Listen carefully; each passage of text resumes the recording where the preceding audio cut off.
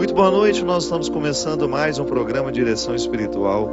Obrigado pela sua companhia, pela oportunidade de estarmos juntos.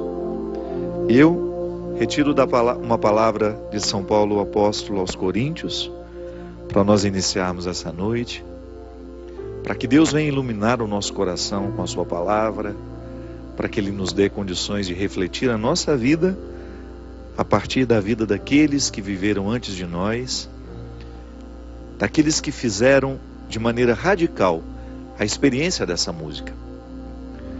Viver e morrer por uma causa é mais do que deixar vazar o nosso sangue num estado de martírio. Muito embora o martírio tenha voltado hoje, né? Nós temos escutado alguns relatos muito tristes de pessoas lá no Oriente Médio sendo sacrificadas porque são cristãs. Mas não é o nosso caso aqui no Brasil, não é o nosso caso na América Latina. Nós não precisamos perder a vida, deixar de maneira, né, como outros perderam. Mas a gente fala de uma outra forma de perder a vida para ganhar uma outra, que é justamente quando a gente tem condições de renunciar todos os nossos excessos para que Deus possa viver em nós e através de nós. É sempre um desafio muito grande a gente permitir que o Evangelho vá sendo cada vez mais incorporado por nós. É o grande desafio, é a grande questão que nós precisamos administrar diariamente. A qualidade do nosso cristianismo não depende do tanto que a gente participa do rito. A participação do rito é apenas uma resposta natural daquela mente que já está transformada. Mas a qualidade do nosso cristianismo depende da transformação da nossa mente. Quanto mais parecido nós estamos no jeito de pensar de Jesus, maior é a qualidade da nossa vida cristã. Porque às vezes a gente acha que é a repetição que vai nos salvar, né? Eu vou ao culto todos os dias, eu vou à missa todos os dias, eu rezo 2 horas por dia. Mas a nossa oração, o rito que nós participamos, já teve condições de transformar a nossa cabeça? Transformou o nosso jeito de sentir? Transformou o nosso jeito de tratar os outros? É aí que você vai descobrir se o cristianismo está com qualidade. Porque estereótipos não salvam, minha gente. Os estereótipos não podem salvar ninguém. Uma religião cheia de estereótipos, cheia de aparências, a gente volta ao contexto em que Jesus criticou. A gente reassume aquele paganismo. E é um risco muito grande de nós trazermos parcelas do paganismo para o contexto cristão e a gente viver um cristianismo pagão. É muito perigoso. E São Paulo fala de maneira muito interessante de como é possível, de como nós devemos viver a vida cristã a partir da disciplina dos atletas. Ele fala assim: não sabeis acaso que no estádio os corredores correm todos, mas só um recebe o prêmio? Correi, pois, de modo a levá-lo. Todos os atletas se impõem uma sese rigorosa. Isso é um sacrifício, né? A sese é sacrifício. Esse sacrifício, diz São Paulo, não é sem motivo. Eles se sacrificam para receber uma coroa perecível, isso é, que acaba com o tempo. Um troféu. Da mesma maneira como muitos de nós. Já ganhou troféu, Cristian? Boa noite. Já ganhou medalha? É isso. Uma condecoração, né? Uma medalha, um troféu. São os prêmios perecíveis. Eu já ganhei tantos prêmios na minha vida. Depois vai virando um peso, né? Você não sabe onde guardar. São Paulo está dizendo que os corredores, os atletas, eles correm para receber uma coroa perecível. Porque naquele tempo, né, o esporte nasceu na Grécia, os gregos é que inventaram as Olimpíadas, por exemplo. Essas modalidades olímpicas, tudo isso tem raiz na Grécia. São Paulo conhecia a cultura grega, era um homem muito informado, um homem culto. Então ele está se referindo àquela coroação grega, aquele ramo que eles colocavam, né? De que será aquilo? Não me lembro. Louro, o louro da vitória. Isso, por isso que a gente usa isso, né? A expressão. Era uma coroa de louro. Esse tempero que a gente usa para cozinhar. Era uma maneira que tinha de identificar o perdedor do ganhador.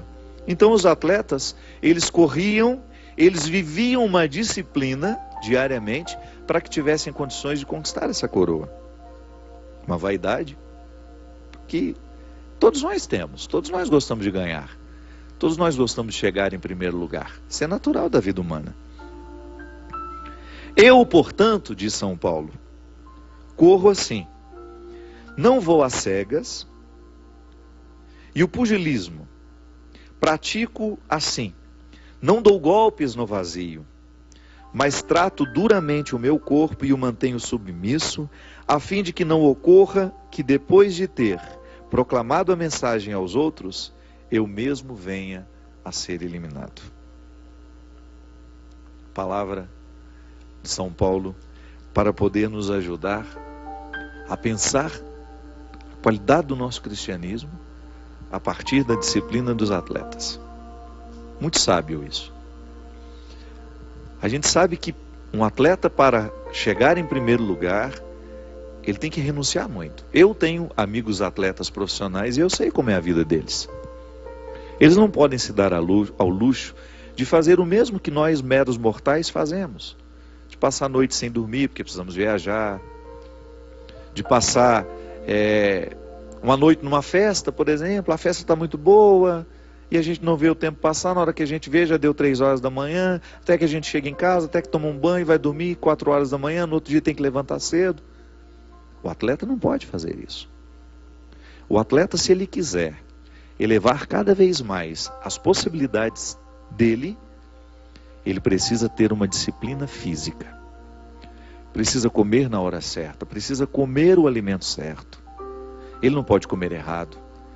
Ele precisa ter um conhecimento do funcionamento orgânico. Funcionamento do organismo dele. Para ele saber qual é o alimento que vai dar energia, qual é a hora que ele precisa comer para ter aquela energia. Depois um momento em que esse corpo precisará de um repouso, de uma boa noite de sono, para que no outro dia tenha condições de realizar a sua função. Enfim, a disciplina de um atleta é muito diferente da nossa. Nós podemos nos dar muitas vezes o luxo de fazer uma proeza, né? Eu vou dormir tarde porque eu quero ver aquele filme. Não.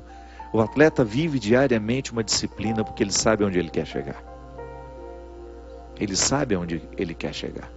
Vocês se lembram daquele episódio da Copa do Mundo, em que nós passamos aquele vexame diante da França? Que o Ronaldinho passou mal nos bastidores, o grande Ronaldo, que tantas alegrias nos deu com o seu futebol. Depois até lavamos a alma, né, ganhando contra a Alemanha, naquela Copa, não sei se foi da Coreia, né, que a gente ganhou. Não sei. Da Coreia, isso. Naquela lavada de alma a gente recuperou a autoestima. Mas naquele episódio da França, a Copa em que nós perdemos vergonhosamente por 3-0, eu acho, a última partida, e nós éramos favoritíssimos. O nosso gênio, né, não estava bem naquele dia. Vai ver ele fisicamente estressado com a pressão.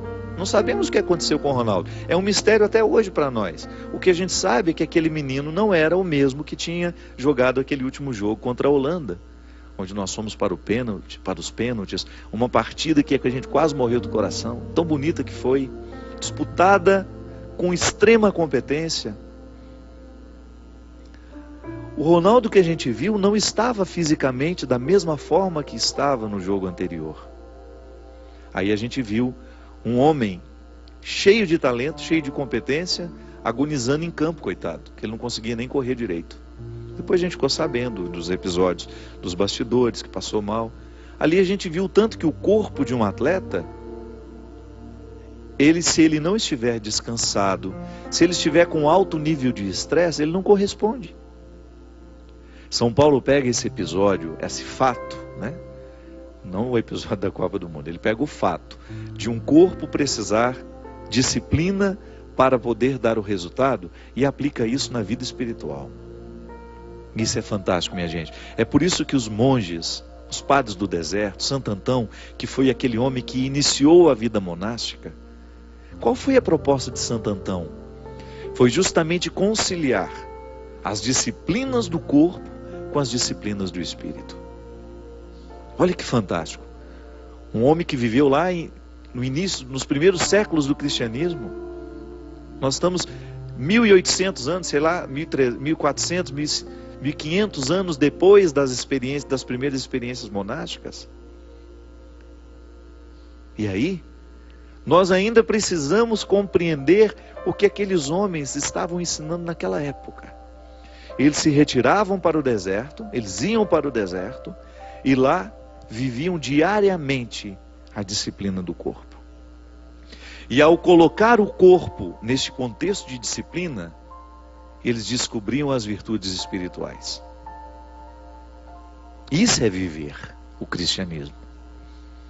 É a gente buscar diariamente as disciplinas do corpo que nos ajudam a chegar nas disciplinas da alma. Minha gente, quando nós estamos... a gente tem refletido muito sobre isso. Eu me lembro que no último programa que a doutora Gisela Savioli veio aqui, ela falou do quão importante nós termos a disciplina da nossa alimentação, a necessidade de uma atividade física. Quantas vezes nós falamos isso aqui?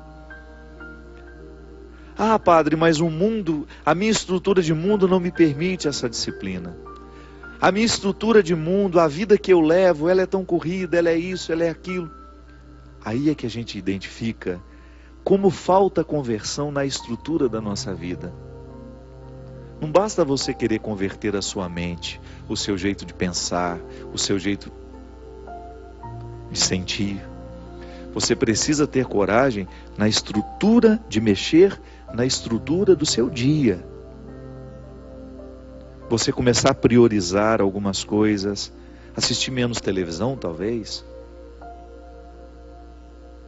Ter condições de colocar na estrutura do seu dia uma mudança que possa favorecer você, viver essa disciplina da sua alimentação, da sua atividade física, para que todo esse contexto físico ajude a repercutir nas suas transformações espirituais. Nós não podemos mais fragmentar a nossa vida, minha gente. A vida fica muito empobrecida quando a gente fragmenta e depois não ajunta as peças. A gente só tem o direito de fragmentar para a gente poder entender. Às vezes é necessário você fragmentar para facilitar o entendimento. Então você vai no médico que é especialista em pé, porque você está com problema no pé. Mas você não pode abrir mão de ter aquela visão holística. Muita gente tem medo dessa palavra porque a Nova Era usou muito isso, né?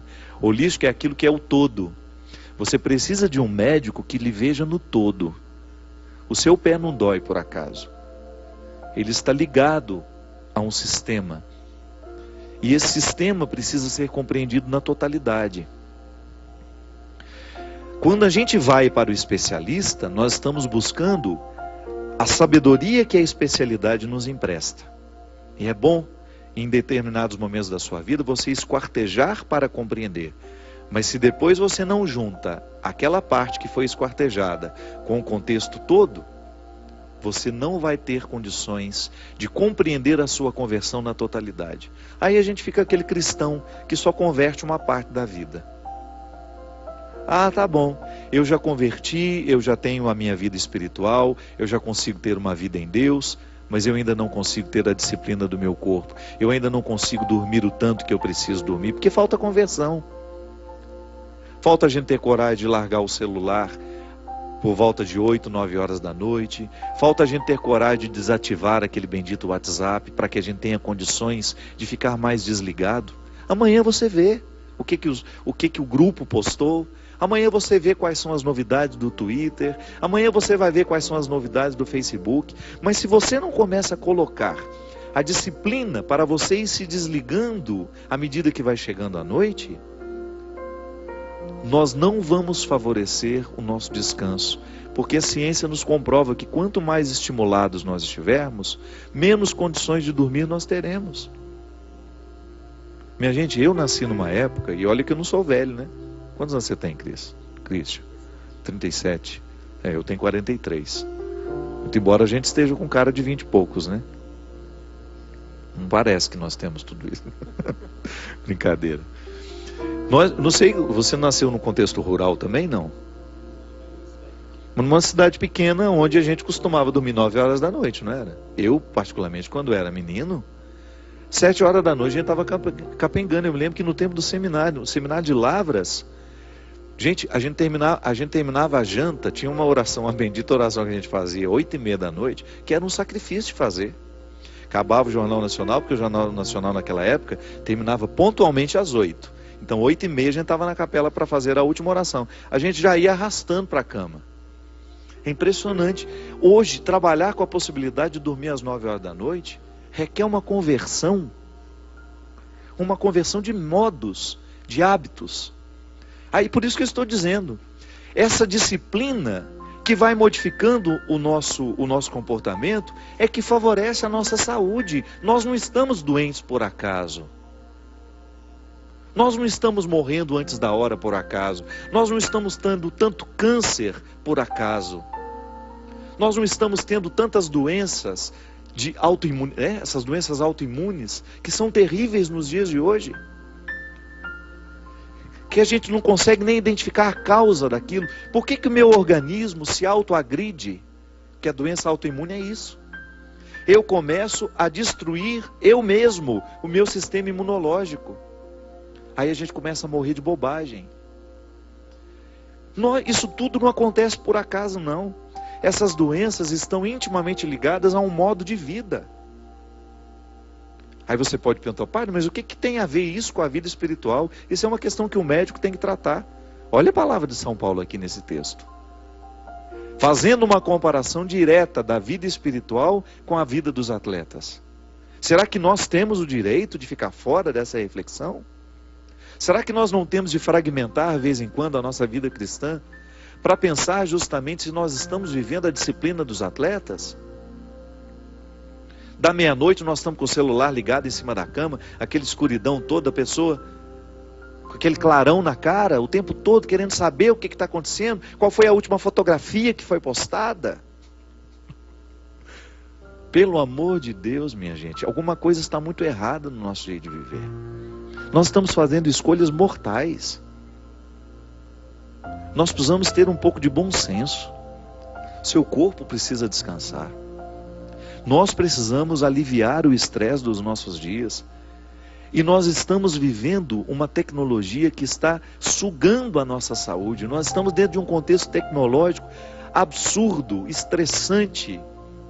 Aí a gente já não come direito, porque nós trabalhamos demais, nós nos deslocamos demais, a gente tem vergonha de levar a nossa marmita com a nossa comida saudável. Eu não estou tendo mais vergonha, não. Por onde eu vou, eu levo minha marmitinha, com os meus carboidratos que eu sei que me farão bem, com uma proteína magra. E isso não é comida chique não, viu? Se abrir minha marmita, tem lá, é batata doce, é frango, sem sal, sem muito sal, porque o sal faz mal. Pedacinho de peixe grelhado. Meu almoço é a coisa mais simples do mundo. O meu jantar é a coisa mais simples do mundo. Porque você tem de optar por aquilo que vai favorecer o seu funcionamento. Vez em quando a gente come só pelo sabor das coisas. Não tem nenhum problema. Uma vez na semana você abrir uma... Hoje eu não vou preocupar com a minha nutrição. Hoje eu vou preocupar só com o meu prazer de comer. Mas todos os dias... Se você abrir mão da nutrição para só querer aquilo que é saboroso, é claro que na nutrição você pode ter alimentos saborosos. Mas é claro que não dá para comer uma lasanha todo dia. Eu não posso comer uma feijoada todo dia, muito embora eu sinta vontade. A alma aqui é vagabunda também, né? Sem vergonha, safada, que é tudo que não presta. Agora, se eu não coloco esse desejo que me impulsiona cada vez mais para comer o que não é saudável. Todos os dias o meu tempo é só para comer um sanduíche. Mas você leva um sanduíche saudável? Ou você come os gordurosos que são feitos nos botecos, nos bares? São disciplinas, minha gente. Dá trabalho ser disciplinado. E é por isso que São Paulo fala aqui, é por isso que ele fala que ele faz questão de não ser um pugilista que dá golpes no vazio. Olha que expressão interessante ele usa. ele não dá golpes no vazio. Isso é, ele sabe onde ele quer acertar. Ele sabe onde é que o golpe dele tem que ir. E o golpe que nós precisamos dar em nós mesmos? Para que a gente entre no eixo. Para que a gente possa entrar dentro de um contexto, de uma disciplina que possa nos favorecer. Isso sim é viver pelo Evangelho. Isso sim é o contexto deste refrão. Porque nós não precisamos ser martirizados, dar a nossa vida, porque nós somos o Evangelho, o cristianismo, ele é bem-vindo aqui no Brasil. Você é bem-vindo como cristão, diferente de outros lugares, em que as pessoas estão morrendo porque são cristãs. Agora, num contexto de mundo, onde está todo mundo, onde as pessoas estão tão indisciplinadas consigo mesmas, tão descompromissadas com a sua saúde, tão descompromissadas com os seus descansos, aí você tem de viver o martírio, de fazer o processo contrário. Tá bom, todo mundo tem o hábito de levar o celular para a cama e ficar com ele aceso até 1h da manhã, naquela ansiedade de ver até a última notícia. Eu não farei isso. Eu vou viver o martírio de ser uma pessoa diferente. Quando for 8h da noite, ter o direito de silenciar as minhas redes sociais. Sei lá qual é o horário, não sei até que momento você vai conseguir dormir. De você ter condições de fazer a sua disciplina para que você tenha, como São Paulo, a certeza de que você está dando o golpe no lugar certo. A disciplina, a mesma dos atletas, é a que nós precisamos viver para que a nossa vida espiritual seja qualificada. Nós vamos para um rápido intervalo e a gente volta já já.